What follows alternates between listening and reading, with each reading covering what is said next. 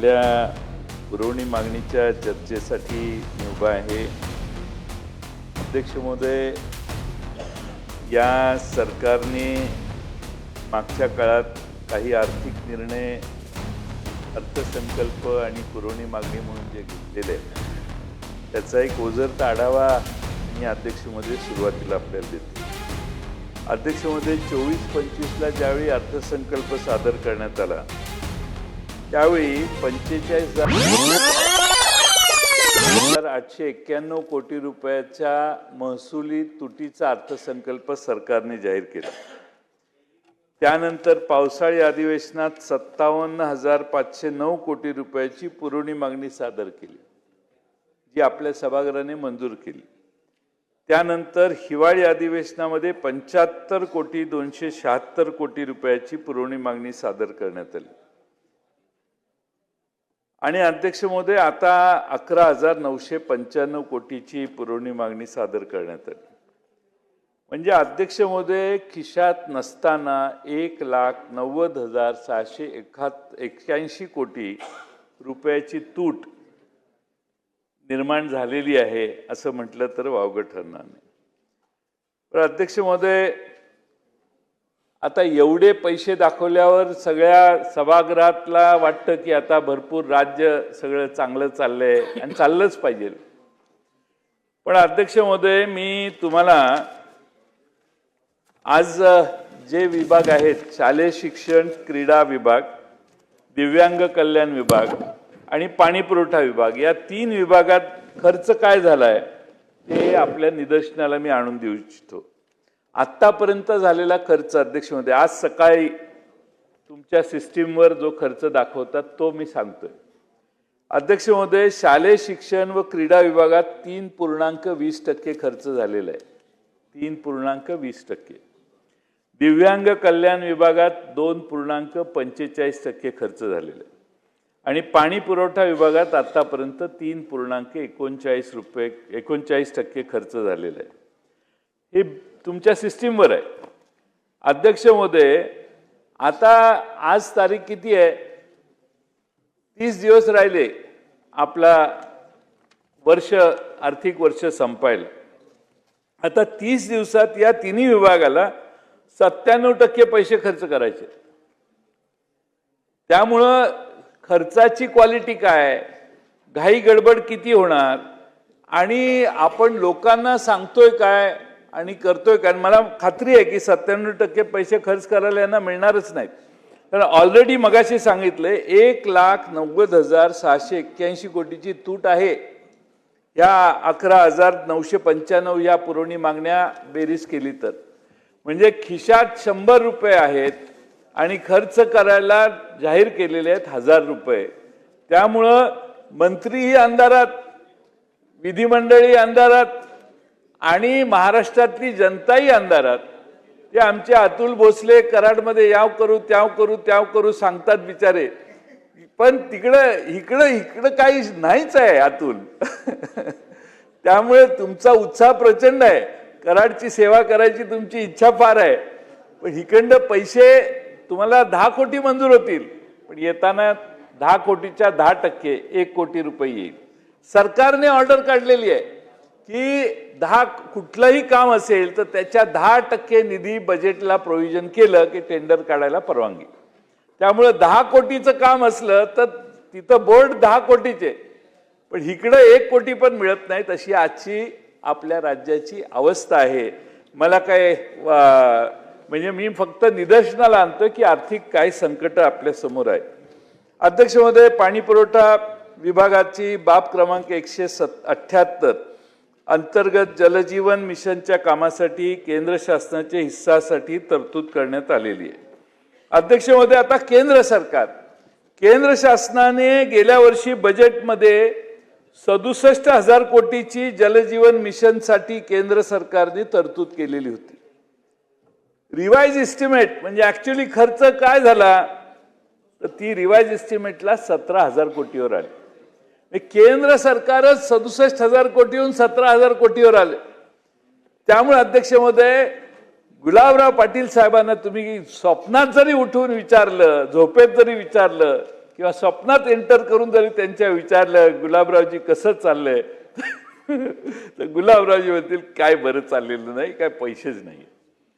मिशनची जलजीवन मिशनची कामं रखडलेली आहेत, कंत्राटदारांची बिलं थकलेली आहेत.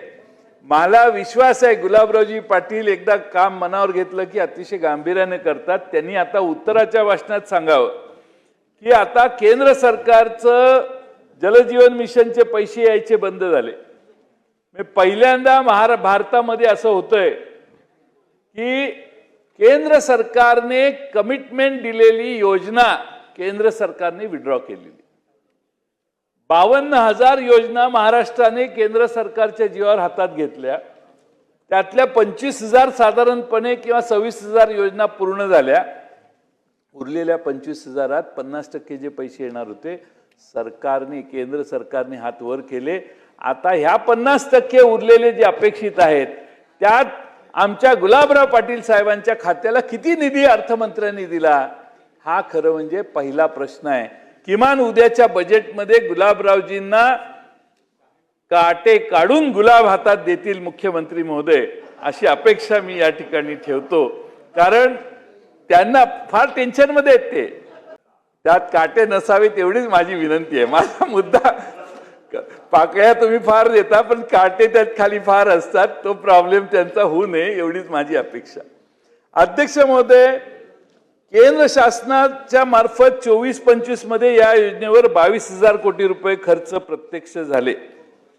26-27 मध्ये आता परत परवा जे आमच्या निर्मलाताईंनी अर्थसंकल्प सादर केला त्यात परत 67,000 कोटी रुपयाची तरतूद केलेली आहे. मग ते पैसे काही येणार नाही. आणि म्हणून अध्यक्ष महोदय, महाराष्ट्रातल्या कंत्राटदारांची थकीत बिलं मिळणं प्रचंड संकटाचं झालेलं आहे. आत्महत्या वगैरे मागे विषय झालेत, मी त्याच्यावर बोलून वेळ घेत नाही. आणि म्हणून अध्यक्ष महोदय, आता राज्य सरकारला या गुलाबराव पाटील साहेबांच्या खात्याला पैसे जास्त वाढीव निधी दिला पाहिजे. मी आपल्या मार्फत माननीय मुख्यमंत्र्यांना विनंती करतो की उद्या अर्थसंकल्प जो ते मांडणार आहेत 6 तारखेला, अजूनही प्रिंटिंगला गेलं नसेल आणि गेलं असेल तर तेवढं पान बदलून गुलाबराव पाटील साहेबांच्या खात्याला महाराष्ट्रातल्या जलजीवन मिशनची उर्वरित कामं पूर्ण करण्यासाठी अधिकचा निधी द्यावा एवढीच विनंती मी अध्यक्ष महोदय माननीय मुख्यमंत्र्यांना करेन. खरं म्हणजे हे डबल इंजिनचं सरकार आहे. नगरपालिकेत आणि महापालिकेत भाषण करताना भाषण काय टिबल इंजिनचं सरकार करू म्हणजे ते त्या नगरपालिकेतलं एक तिसरं इंजिन चालू होईल. आता मेनच इंजिन फेल व्हायला लागलेलं आहे. त्यामुळे मेन पहिलंच इंजिन जर फेल व्हायला लागलं फायनान्शियली तर दुसऱ्या इंजिनाचं काय, मग ते नगरपालिकेतलं इंजिन तर लय मागं पडतील. आणि म्हणून माझी अध्यक्ष महोदय विनंती आहे की निधीचा कुठलाही कमतरता या पाणी पुरवठा खात्याला होऊ नये. अध्यक्ष महोदय, माझ्या मतदारसंघात माझ्या वाळवे तालुक्यात जलजीवन मिशनची अनेक कामं रखडलेली आहेत. माझे मौजे पेठ, वाघवाडी, जांभूळवाडी या गावांसाठी राष्ट्रीय पेयजल योजनेतून नवीन पाणी पुरवठा योजना मंजूर झाली, पण तीही आज अपूर्ण अवस्थेत आहे. मी गुलाबराव पाटील साहेबांचे आभार मानेन की त्यांनी विशेष वेळ दिला आणि या गावांच्या प्रश्न ऐकून घेतले, आदेश दिले आणि त्याच्या दुरुस्त्याही सुचवल्या. मी त्याबद्दल तुमचं जाहीर आभार मानणं आवश्यक आहे. आणि त्या योजनेतच मुळात अध्यक्ष महोदय गंभीर त्रुटी झालेल्या होत्या आणि योजनाही हस्तांतरित झालेली नाही. अध्यक्ष महोदय, पेठ गाव हे हायवेला, पेठ नाका आमच्याकडे प्रसिद्ध आहे, हायवेला मोठं गाव आहे लोकसंख्येनं. लोकसंख्या त्याची चुकीची धरली गृहीत आणि आता सविस्तर सर्वेक्षण न केल्यामुळं 50% गावालाच पाणी पुरवठा होतोय. ही आज मोठी समस्या आहे. अनेक गंभीर त्रुटी आहेत. निकृष्ट दर्जाचे पाईप वापरण्यात आलेले आहेत. 350 पेक्षा अधिक लिकेजेस आढळलेले आहेत. 80 पेक्षा अधिक वॉल बसवल्यामुळे योजना चालवणंच मुश्किल झालेलं आहे. गावाला 8-8 दिवस पाणी मिळत नसतानाही ठेकेदारांची बिलं मात्र अदा करण्याचं काम झालेलं आहे. आणि म्हणून अध्यक्ष महोदय, माननीय मंत्री महोदयांना या योजनेची चौकशी करावी आणि अधिकारी आणि ठेकेदार यांच्यात काही संगनमत आहे का याचाही शोध घ्यावा अशी माझी त्यांना अध्यक्ष महोदय विनंती आहे. अध्यक्ष महोदय, आता महाराष्ट्र जीवन प्राधिकरणाने नवी योजना तिथं प्रस्तावित केलेली आहे 31 कोटीची. मी माननीय मंत्री महोदयांना आता पत्र दिले की नदीपासून हे गाव लांब आहे, त्यामुळे सौर ऊर्जेवर आधारित योजना ही मंजूर केली तर फार बरं होईल असं मला वाटतं. पण मध्ये सौर ऊर्जा प्रकल्पावर आधारित तरतूद वगळण्यात आलेली आहे. जर ग्रामपंचायतीला चालवायला लागलं तर काय अवस्था होते याचं एक उदाहरण मी साहेब आपल्याकडे देतो. ही सगळी यादी जी आहे माझ्या वाळवे तालुक्यातल्या 180 हेड्सवर ही आहे. जवळपास 8,45,45,00,000 रुपयाची थकबाकी MSEBची आहे. या गावांनी MSEBचं बिल भरलेलं नाही म्हणून आता MSEBने मोहीम हातात घेतलेली आहे की कनेक्शन तोडायची. आणि म्हणून वाळवा गाव आहे माझ्याकडं, मला वाटतं 1.5-2 कोटी रुपयाची थकबाकी आहे. एक काही मोठी गावं अशी आहेत, बागणीसारखं 53 लाख रुपयाची थकबाकी आहे. किंवा बरीच मोठी गावांची नावं घेऊन मी आपला वेळ घेणार नाही. पण आज परिस्थिती अशी आहे की गावांना विजेचं बिल भरता येत नाही. म्हणून मी आपल्याला मंत्री महोदय विनंती करतो की सौर ऊर्जेवर, आणि मुख्यमंत्री आता एकदम चार्ज आहेत, त्यांच्या डोक्यात सौर ऊर्जेशिवाय दुसरा विषय फारसा शक्यतो जात नाही, एवढे ते भारावून गेलेले आहेत सौर ऊर्जेमुळं. त्यामुळे तुम्ही हीच वेळ योग्य आहे त्यांना आग्रह करण्याची की मोठे ज्या योजना आहेत त्या सौर ऊर्जेवर घालण्याचं काम त्यांनी करावं. आणि तुम्ही विनंती केली तर ते ऐकतील. अध्यक्ष महोदय, शालेय शिक्षण व क्रीडा विभाग बाब क्रमांक 40 व 41 PM श्री योजनेअंतर्गत शाळांना अनुदान प्रस्तावित केलेलं आहे. अध्यक्ष महोदय, आमच्या जिल्ह्यात आम्ही मॉडेल स्कूलने योजना एक राबवली आणि 550 शाळांचा दर्जा अतिशय उत्तम सुधारला. जिल्हा नियोजन मंडळाने लोकसहभागातून ह्या सुधारणा लोकांनी सांगली जिल्ह्यात केल्या.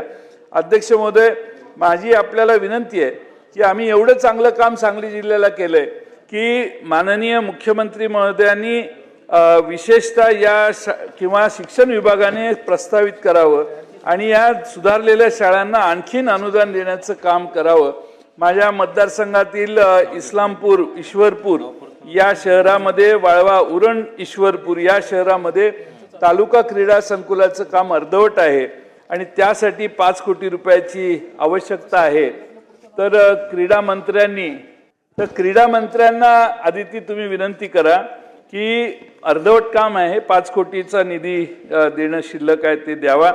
दिव्यांग कल्याण विभागाच्या अंतर्गत बाब क्रमांक 191 आणि 192 या अंतर्गत लाक्षणिक पुरवणी मागणी प्रस्तावित केलेली आहे. त्याला जोडून मी निदर्शनाला आणतो की 16 जुलै 2024 रोजी कायम विनाअनुदानित दिव्यांग शाळांना अनुदान देण्याबाबत धोरण सरकारने जाहीर केलेलं होतं. त्या अनुषंगाने शासनाने आयुक्तांमार्फत प्रस्ताव मंजुरीसाठी मागवलेले. त्यामध्ये कमी गुणांक मिळालेल्या शाळा पात्र तर जास्त गुण मिळालेल्या शाळा अपात्र करण्यात आल्या. याबाबत मी मागच्या पावसाळी अधिवेशनात मुद्दा मांडलेला होता. मंत्री महोदयांनी त्यावर बैठक घेऊ असं आश्वासन दिलेलं होतं आणि अद्यापपर्यंत अध्यक्ष महोदय त्याची बैठक अजून मंत्री महोदयांनी घेतलेली नाही. एकदा विधानसभेत सांगितलं की बैठक घेतो तर ती बैठक साहेब व्हायला पाहिजे आणि सरळ मार्गी आमदारांना तुम्ही जास्त न्याय दिला पाहिजे. आता रीतसर प्रस्ताव मांडून तुम्ही आश्वासन देऊन जर काम नसेल झालं तर आपण त्यात लक्ष घाला. पण यात माझं पूर्वी निवेदन आहे त्याचाही आपण अभ्यास करावा अशी माझी विनंती आहे. अध्यक्ष महोदय, या सर्व पुरवणी मागण्यांच्या तरतुदी ज्या आहेत त्यात पहिल्यांदाच 70, 50, 80 हजार कोटीवरून सरकार 11,000 कोटीवर आलंय. मग ह्याची पॉलिसी काय आहे? एकदम हा आकडा कमी का केला? सरकारकडे पैसे नाहीत म्हणून कमी केला? पैसे वाचवायचेत म्हणून कमी केला? का आता नाईलाजाने एवढे तरी केले पाहिजेत 31 मार्चच्या आधी खर्च, त्याशिवाय दुसरा पर्याय नाही म्हणून केला? मग ह्या पुरवणी मागण्यात जे पैसे दाखवलेत, मग या 3,000 कोटीच्या म्हणजे 57,000 कोटी 75,000 कोटीच्या पुरवणी मागण्या ज्यावेळी मांडल्या त्यावेळी या अधिवेशनात जी पुरवणी मागणी मांडतायत त्या आयटमचा उल्लेख त्यात का नाही केला, इतक्या शेवटी का केला? आणि ह्या खर्चात असे खर्च असे आहेत अध्यक्ष महोदय की जे फिक्स आहेत, हे माहिती आहे सरकारला की हे खर्च करायचे आहेत, ते शेवटी जाता जाता एवढं वर्ष पळून, या आर्थिक वर्षातनं पळून जाताना शेवटच्या 8 दिवसात हे पुरवणी मागण्या सादर करून सरकार त्या जे देणं आवश्यक आहे असे पैसे खर्च करायला लागले. खर्च करायला माझा विरोध नाही, कारण ते दिल्याशिवाय आपल्याला सरकार चालताच येणार नाही, पण जे एकदम फिक्स्ड आहेत. म्हणून माझी अपेक्षा राज्याच्या अर्थमंत्र्यांच्याकडून आहे, जे ज्यावेळी अर्थसंकल्प मांडतील, की अजूनही वेळ गेलेला नाही, अजून एक 7-8 दिवस आहेत. महाराष्ट्राच्या 100% फिक्स असणाऱ्या ज्या रकमा आहेत त्या अर्थसंकल्पात घालाव्यात आणि मग जूनमध्ये आणि डिसेंबरमध्ये पुरवणी मागणीत जर काही चुकून राहिलंच, नवीन योजना असेल तर सावरकर साहेब, आपण तुमच्या मनावर परिणाम व्हावा, तुम्ही काहीतरी मंत्री व्हाल अशा अपेक्षेने, म्हणून मी तुमच्याकडे बघून बोलतोय. त्यामुळे जरा परिणाम व्हावा, म्हणजे जे खर्च आहेत ते फिक्स आहेत, सगळ्यांना माहिती आहे, ते दडवून हे शेवटच्या पुरवणी मागणीत दाखवणं ही जनतेची फसवणूक आहे. आणि म्हणून मी या पुरवणी मागण्यांना विरोध करतो. सावे साहेब माझी विनंती मान्य करतील, आदिती तटकरे माझी